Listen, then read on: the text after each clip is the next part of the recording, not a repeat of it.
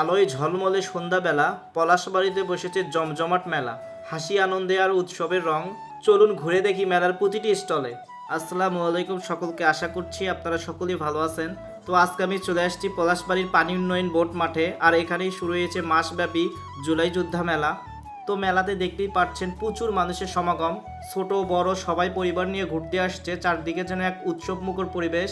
আর এই মেলার অন্যতম আকর্ষণ হচ্ছে ছোট বাচ্চাদের বিভিন্ন ধরনের রাইড। ছোট বাচ্চাদের জন্য রয়েছে নাগরদোলা, ট্রেন গাড়ি, জাম্পিং পয়েন্ট, আরও বিভিন্ন ধরনের মজার মজার খেলার রাইড।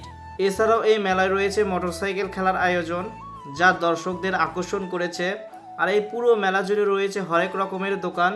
ঘর সাজানোর জিনিসপত্র থেকে শুরু করে নিত্য প্রয়োজনীয় বিভিন্ন পণ্য পাওয়া যাচ্ছে এই মেলায়।